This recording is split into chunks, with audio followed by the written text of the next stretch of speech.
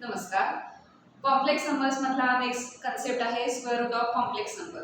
So आपण एक example इथे सॉल्व्ह करणार आहोत. त्यावरून तुम्हाला कॉम्प्लेक्स नंबरचा स्क्वेअर रूट कसं फाइंड आउट करायचं याची मेथड कळेल आणि त्यातलीच एक दोन एक्झाम्पल्स तुम्ही अजून सॉल्व्ह केलीत की तुमच्या ती नीट लक्षात राहील.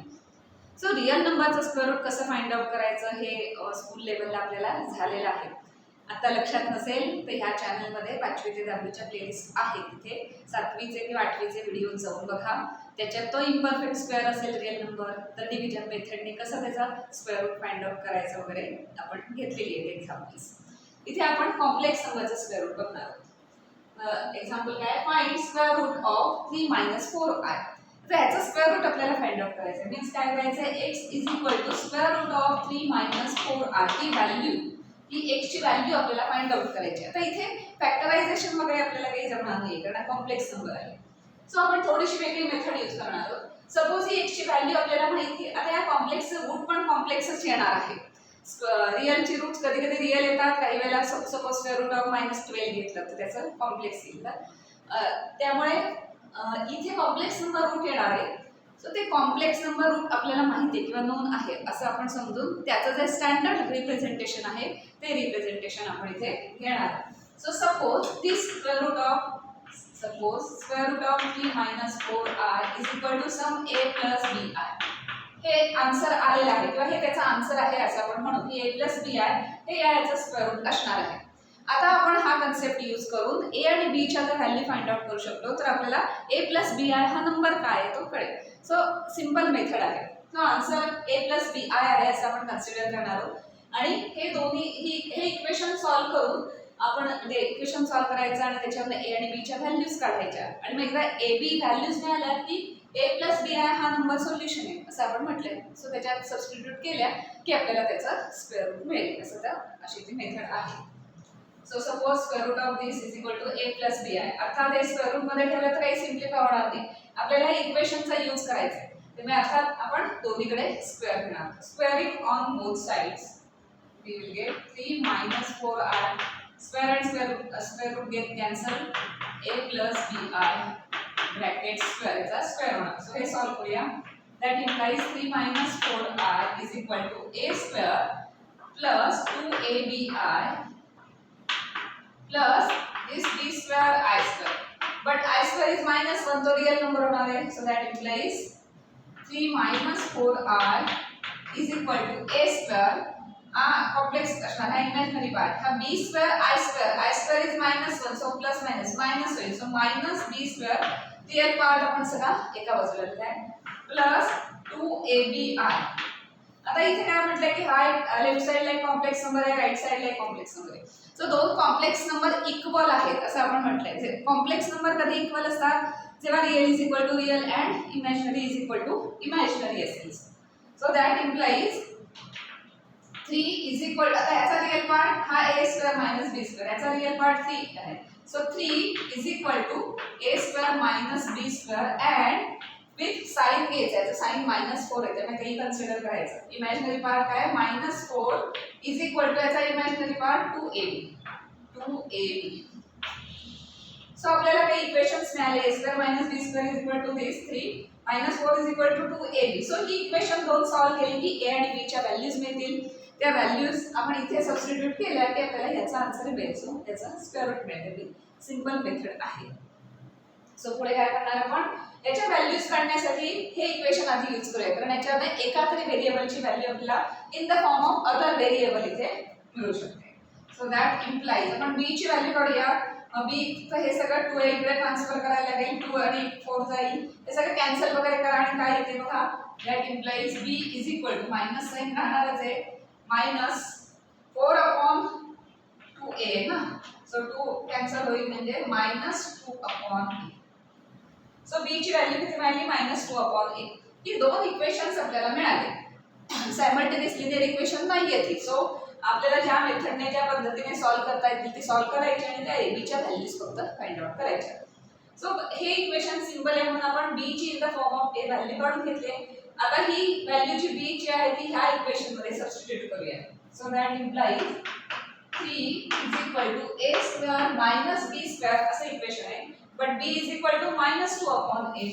So -2 upon a square. That implies a square -2 square plus 4 असेल आणि याचं पण प्लस a square असेल.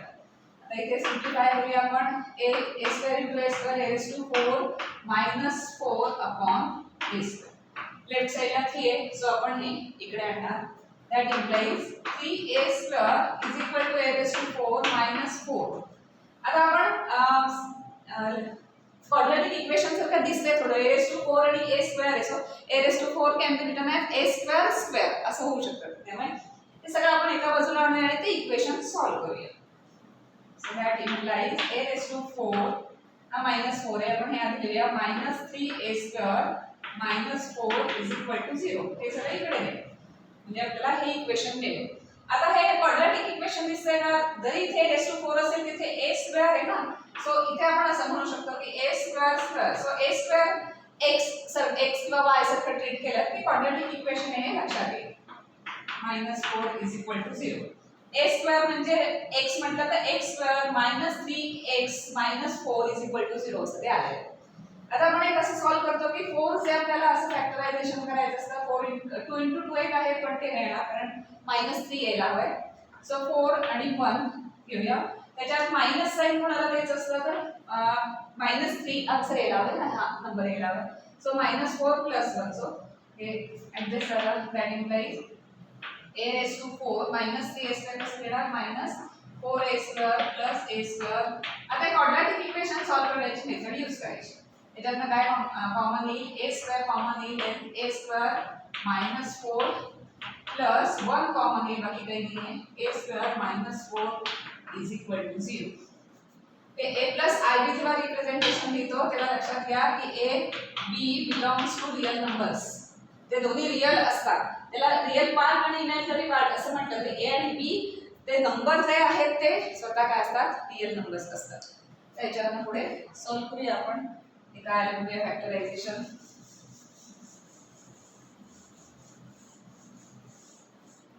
a square -4 into a square plus 1 is equal to 0.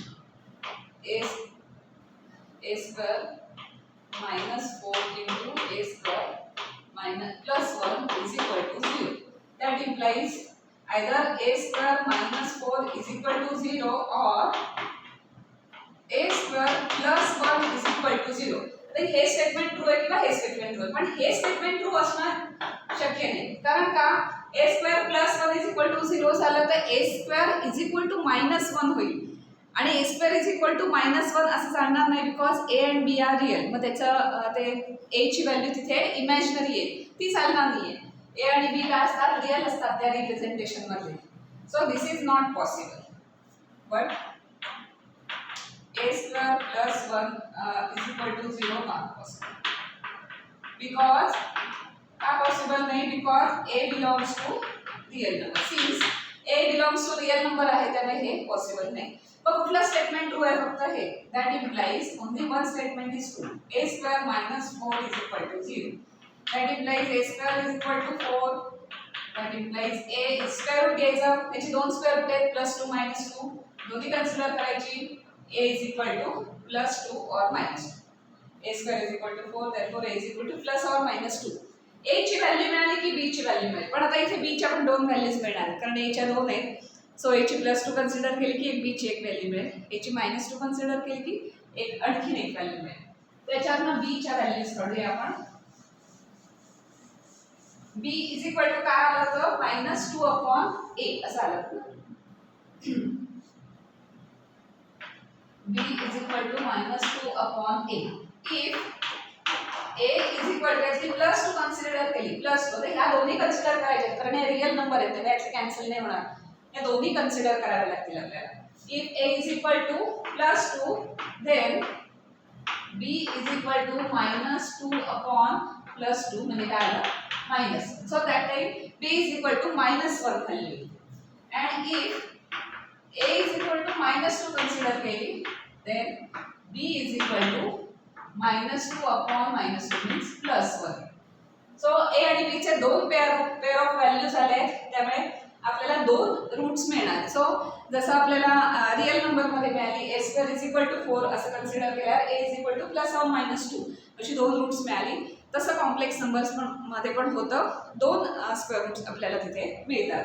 So A2 असेल तेव्हा B मायनस 1 घेतला तर रूट काय होणार, that implies 1 root is square root of 3 minus 4i ना, is equal to 1 root is काय येणार आहे, A ची व्हॅल्यू 2 अँड B ची व्हॅल्यू minus 1. So 2 minus 1 into i म्हणजे 2 मायनस i हे एक व्हॅल्यू झाली. And square root of 3 minus 4i ची अजून एक व्हॅल्यू मिळाली. A ची व्हॅल्यू मायनस 2 घेतली तर B ची व्हॅल्यू प्लस 1 म्हणजे सो प्लस i. म्हणजे इन जनरल लिहायचं झालं तर square root of 3 minus 4i can be written as plus or minus this 2 minus i. जसं आपण plus or minus real number लिहितो तसं. कारण प्लस असेल तेव्हा 2 मायनस i ही व्हॅल्यू येईल आणि मायनस होईल तेव्हा मायनस 2 प्लस i हीच ही व्हॅल्यू येईल. So square root of 3 minus 4i आपण इथे फाइंड आउट केलेले आहे. सेम अशीच मेथड कुठल्याही तुम्ही एखाद्या कॉम्प्लेक्स नंबरचं स्क्वेअर रूट फाइंड आउट करायचं असेल तर अप्लाय करू शकता. लक्षात आलंय, आधी त्याला a प्लस बी आय म्हणून कन्सिडर करायचं. इक्वेशन सॉल्व्ह करत करत a आणि b च्या व्हॅल्यूज फाइंड आउट करायच्या. a आणि b च्या 2 सेट ऑफ असं व्हॅल्यूज तिथे मिळतील आणि मग त्या व्हॅल्यूज कन्सिडर करून तुम्ही त्याचा स्क्वेअर रूट इथे फाइंड आउट करू शकता.